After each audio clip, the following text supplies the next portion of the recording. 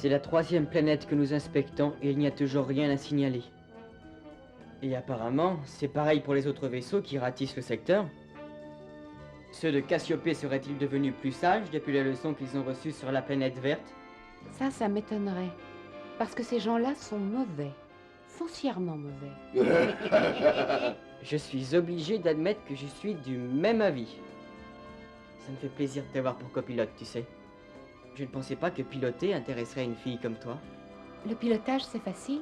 Quelques notions d'astronomie, de maths, et pour le reste, on s'en remet à l'ordinateur. Ne parlez pas ainsi, les enfants. L'ordinateur a emmagasiné la plupart des connaissances des hommes, c'est vrai. Seulement dans l'espace, il y a toujours le nom prévu, et là, aucune machine ne peut remplacer la réaction d'un individu. On croirait entendre Maestro. Pourtant, tu veux poursuivre tes études de géologie? Oui, c'est exact. Cette science m'attire parce qu'elle est palpable, concrète. Peut-être pour contrebalancer toutes ces choses un peu confuses et même inexplicables que je sens au fond de mon être. Eh bien, copilote, en attendant, vous allez programmer la direction de la 4e planète de notre circuit. Répertoriée dans l'amas galactique 7052 et portant le numéro NGC 18. Oh Pierrot, n'allons pas là-bas. Mais pourquoi, dis-moi? Parce que, n'y allons pas, crois-moi. J'ai le sentiment qu'il y a un danger. Écoute, Psy, ce sont les ordres, y a pas à discuter. Alors, exécution. Cap sur l'amas ouvert 7052. Ascension droite 14 minutes 30, déclinaison nord 6 degrés. Copilote, programmez le vol. Oui, chef. L'AMA 7052, Psy a raison. Il est préférable de se méfier avec ce type de jeunes étoiles qui évoluent. C'est vrai, elles évoluent, mais on ne sait pas toujours comment.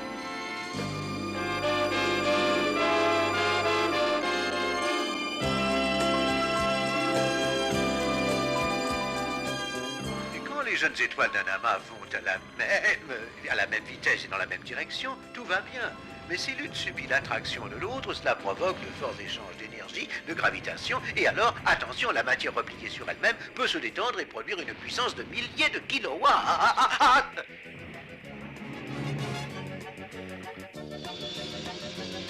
Je ne contrôle plus le vaisseau. Rien. Ici libellule. Sommes en train de subir un fort orage gravitationnel. Vaisseau endommagé. Les commandes ne répondent plus. Semblons attirés par pesanteur d'une planète AMA 7052. Notre position...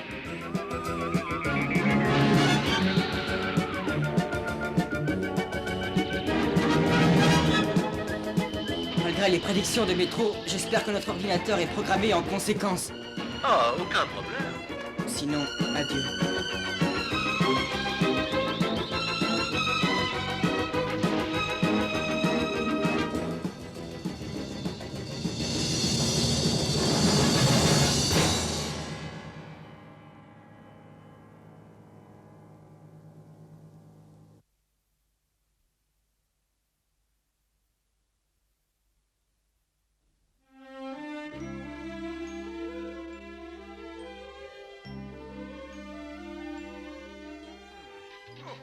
Oh, non mais, a-t-on idée?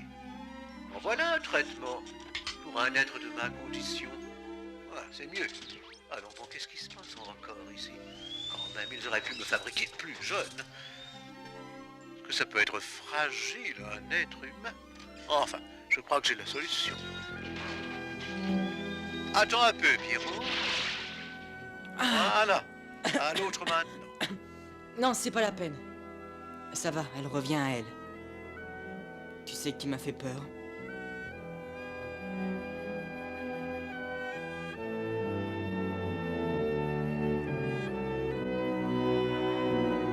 Alors, est-ce que cela va marcher? Rien à faire, rien ne fonctionne.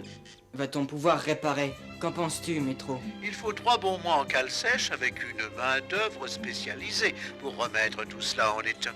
La radio ne vaut pas mieux, et l'ordinateur est complètement fichu. Heureusement, tu es là. L'ordinateur a tout de même bien travaillé puisqu'on est en vie. Tu vois, maintenant je me fierai toujours à tes pressentiments. Tu avais raison. Alors, à présent, dis-nous, qu'est-ce qu'on fait? Eh bien, logiquement, on devrait attendre ici qu'Oméga nous envoie du secours. Il a raison. Attendons, en espérant qu'ils ont réussi à capter notre appel et qu'ils ont localisé cette planète parmi toutes celles de Lama. Bon, pour l'instant, installons-nous de notre mieux. Si seulement notre climatisation fonctionnait encore. Ah, qu'il fait chaud. C'est affreux. C'est pas vrai, le soleil ne se couche donc jamais sur cette planète. Le cycle de ce soleil est particulier. Oh, c'est affolant. Je pense que Métro devrait voir ça d'un peu plus près. Toujours pour moi les corvées, n'est-ce pas?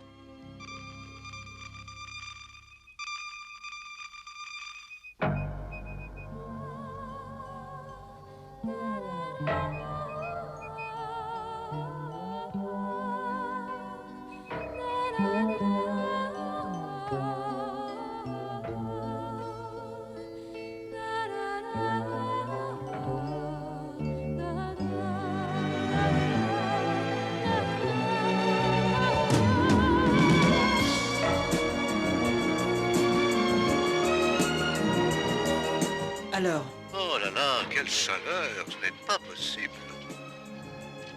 Voilà le rapport demandé. Actuellement, nous sommes dans la partie septentrionale de la planète, exposée en plein au rayonnement circumpolaire. L'astre brûlant décrit une courbe elliptique autour du pôle toutes les 38 heures. Et comme il est en orbite rapprochée la moitié du temps, il est impossible de s'en protéger. si je comprends bien, tu prétends que nous risquons de brûler si nous nous aventurons dehors. Et de bouillir si nous restons dedans. Profitons de ce que cet astre est en orbite éloignée pour partir. Vers le sud, je pense que la température sera plus vivable. Quitter le vaisseau, comment ferait-il pour nous retrouver dans ce cas, Métro? S'ils s'approchent assez près, ils peuvent suivre notre trace à l'infravision, et leurs récepteurs captent les voix à 20 000 km.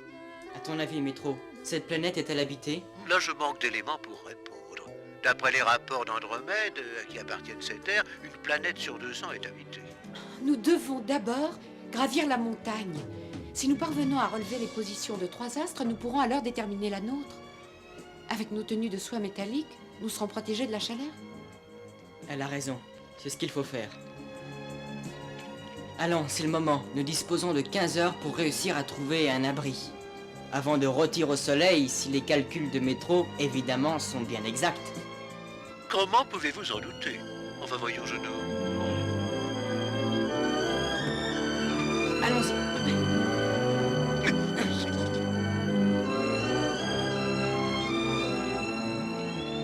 Vous êtes bien bon, mais comment vais-je descendre, moi? Allons, ne vous impatientez pas, jeune homme. Quelle situation humiliante pour un savant de mon espèce, ficelé comme un saucisson. Mais j'ai l'air de quoi, je vous le demande? Merci. Oh là.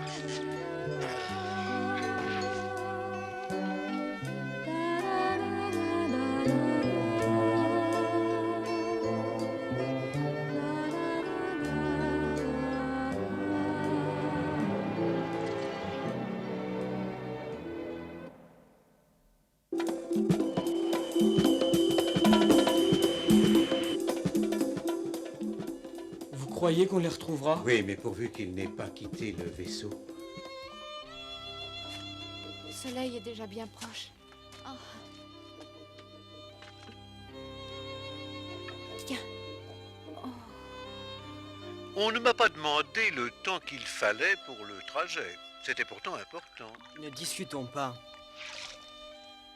Ce n'est pas le moment. La montagne n'est pas tellement loin maintenant. On trouvera à s'y abriter. Allez. Allez. Eh bien, que se passe-t-il? Mais... Oh, mais je patine, attendez-moi. Oh, bah, oh, mais voilà. Tu sais, Pierrot, je n'en peux plus. Je sens que mes forces m'abandonnent. Je ne sais pas si je pourrais continuer encore longtemps.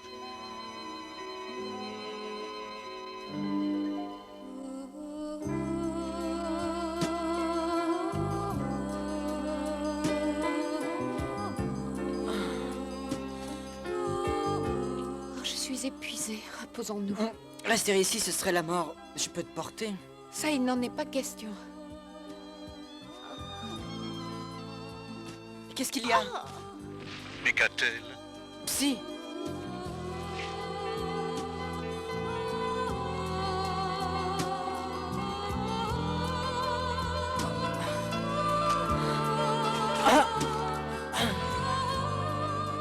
Mais enfin, je ne sais pas ce que... Oh, mais comment je vais me sortir de cette situation?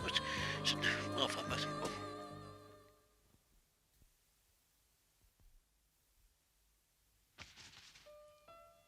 Hein? Que s'est-il passé? Qui nous a amenés là? Et moi, bien sûr. Qui voulez-vous que ce soit? Vous étiez bien mal en point et j'ai pensé qu'il vous fallait un abri dans les plus brefs délais. J'espère que cela va mieux. Oui, merci, Métro. Ça va aller maintenant. J'ai dormi longtemps. Presque 14 heures et dans 2 heures, nous pourrons repartir. Mais restaurez-vous en attendant. Ah, quel plaisir que cet air frais. Plus haut et plus au sud, il fera encore meilleur.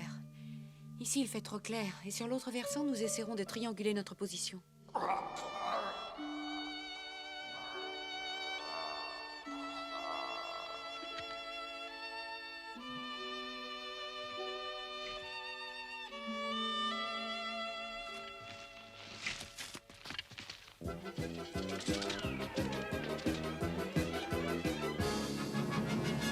Il y a des fauves terribles par ici. Trouvons vite un abri pour nous reposer. Le soleil se rapproche.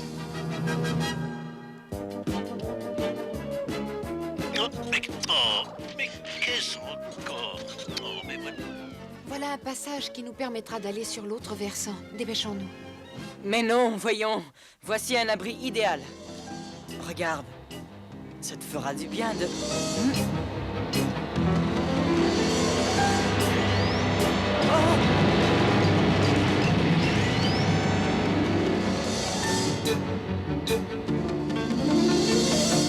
Non, Pierrot, laisse-le aller. Je déteste tuer. C'était lui ou moi. Sais-tu que tu viens de me sauver la vie? Et s'il revient? Eh bien, nous aviserons alors. Mais n'oublie pas que c'est nous qui sommes sur son terrain, Pierrot. Et nous ne devons pas faire couler le sang. Sauf en cas de légitime défense. Et c'était bien le cas, Psy. Maintenant, va te reposer, je t'en prie. Ah, bonne idée. Ça y est.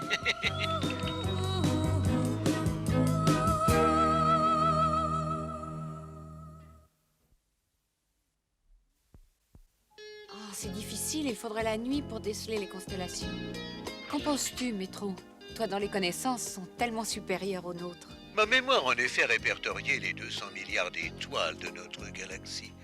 D'après la position d'Alamac, qui ne fait aucun doute, je ne serais pas autrement étonné que nous nous trouvions sur Clarus. Tu nous es très précieux, tu sais. Je sais. Clarus, par conséquent, ce serait une planète habitée? Oui, par les Terx, qui ne sont guère appétissants. Colonisés toutefois voici 4 siècles par ceux d'Andromède. Ce sont nos alliés. Allons vers le sud, nous y serons secourus. Des alliés réticents? Peut-être, mais ils font partie de la Confédération. Allons, en route. À vos ordres, chef. Moi, alors on ne me demande pas mon avis, bien sûr. Voilà un lac!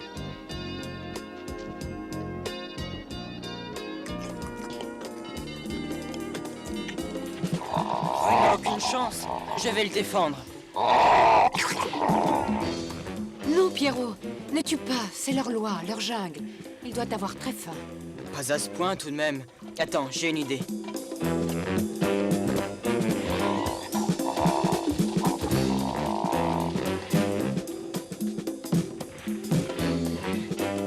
Cette bête est herbivore et pas du tout agressive.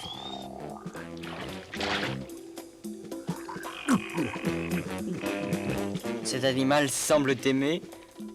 Ça me donne une idée.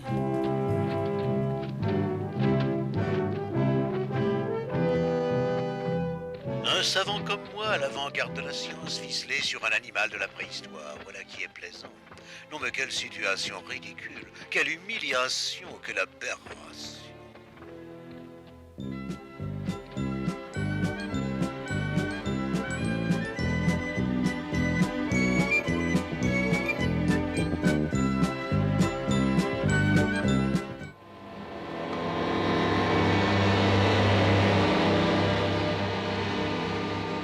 ne se passe jamais rien ici. Je me demande ce qu'on est venu faire sur cette fichue planète. On commence à s'ennuyer ferme.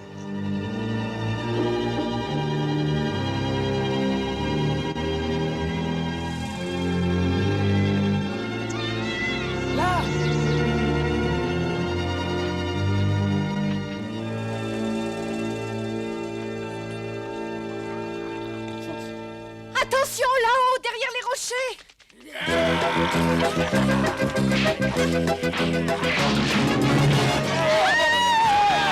Bastille. Oh, je sens que je vais me mettre en boule.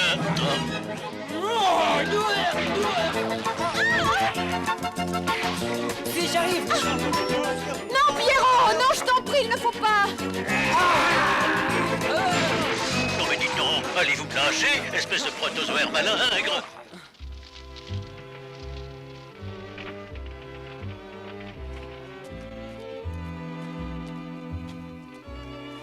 Ce sont les 3 étrangers que nous avons interceptés. Bienvenue parmi les Terx, étrangers. Vous vouliez nous connaître? Eh bien, nous voici. Pouvez-vous me dire ce que vous venez faire ici? Pourquoi nous traiter de cette façon? Nous ne venons pas en ennemis. En ennemi, peut-être pas, mais en espion. C'est faux. Vous mentez! Dites la vérité ou bien vous allez mourir! Cessez de crier. Vous devez nous aider. On a fait naufrage. Et je vous jure que c'est vrai. Eh bien, vous allez me suivre. Notre chef décidera.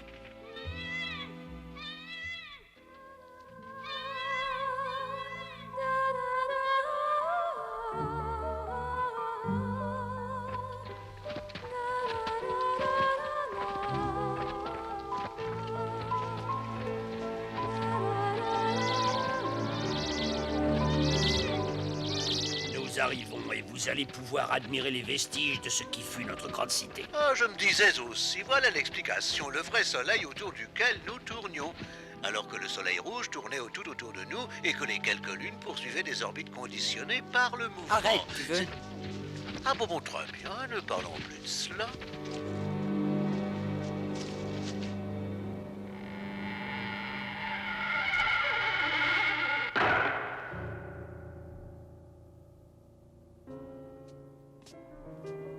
Salut, puissant de bord, j'amène les prisonniers. Décide, leur sort t'appartient.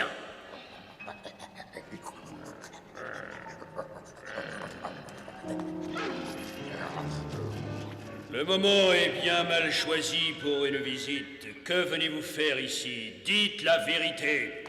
Nous sommes de la police spatiale d'Omega et notre vaisseau est tombé en panne. De la police, dites-vous.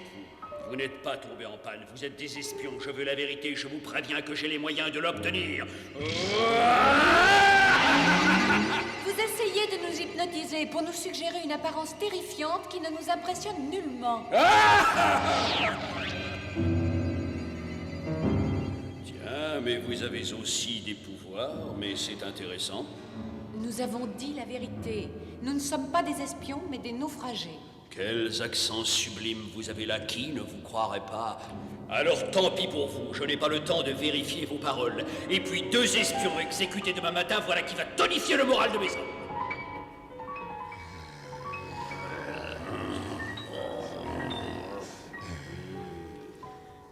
Pourquoi tant de hâte? Excellente question. C'est que demain est un grand jour. Les vaisseaux de puissants amis viennent nous livrer des armes. Et alors... Ceux de Cassiopée. Bien deviné. Et c'est une raison de plus pour mourir. Mais avant, sachez qu'avec ces armes, nous allons attaquer Urek et la capitale de ceux d'Andromède. Nous la détruirons comme jadis ils ont détruit la nôtre. Voilà des siècles que votre monde vit en paix et qu'il prospère. En esclavage, oui. Il n'y aura demain de prospérité que par mon pouvoir. Maintenant, emmenez-les. Nous nous retrouverons au matin. Oh, pas les pattes. Courage, mes amis, nous nous en sortirons.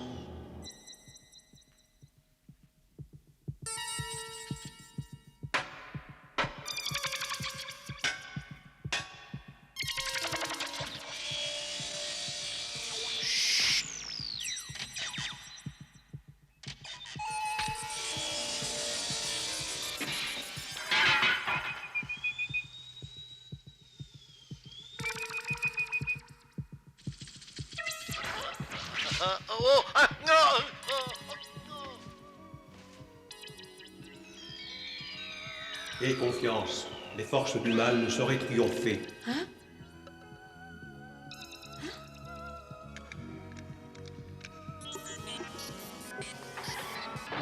Venez, venez. Je suis là, soyez tranquille. Tout va très bien, il ne faut pas se fier aux apparences.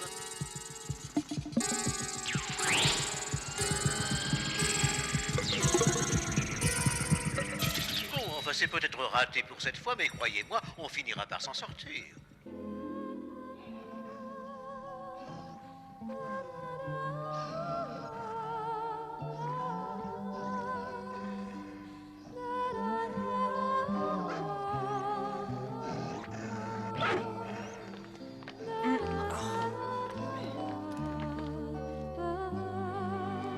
Le peloton d'exécution. Venez, je vais vous montrer nos troupes.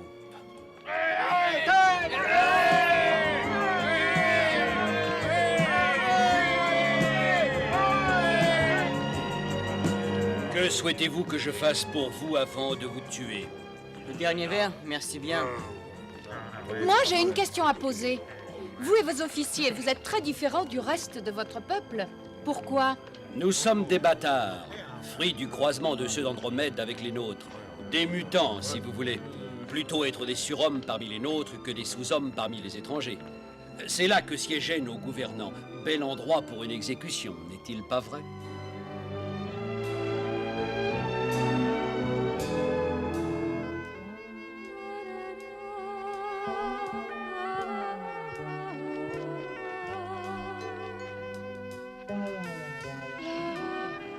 Eh bien, c'est le moment de nous séparer. Vous pourrez dire là-haut que nous respectons les usages. Et pour que la fête soit complète, voici nos amis avec les armes. Allez! À toi, Métro. Allez! Allez! Mais tirez donc, imbéciles! Allez-vous tirer! Ils ne nous échapperont pas, allez vite, feu!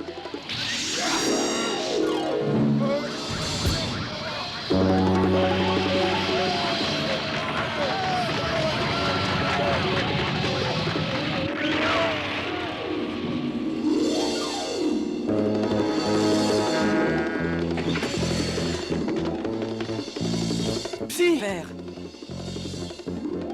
Bien entendu, moi on m'oublie.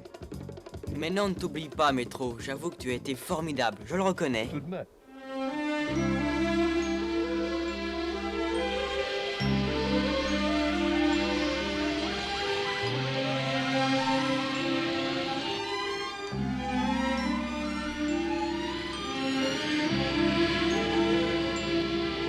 Depuis que vous étiez dehors, nous suivions votre conversation par radio en attendant le moment favorable pour intervenir. Mais je dois vous avouer que j'ai eu peur d'arriver trop tard. Heureusement pour vous que Métro a des réflexes rapides. Nous rentrons directement à la base, colonel? Nous allons d'abord à Urek pour rendre compte des événements. Sans parler de leurs ambitions personnelles, le fait que les révoltés soient armés par le Teigneux devrait suffire à dicter notre conduite. Bien raisonné, mon fils. D'autant que ceux de Cassiopée, nous sachant là, n'oseront pas venir, sans compter que ceux d'Andromède monteront la garde. Peut-être ces gens-là étaient-ils sincères? Peut-être, mais ceux d'Andromède font partie de la Confédération. Ils sont nos alliés.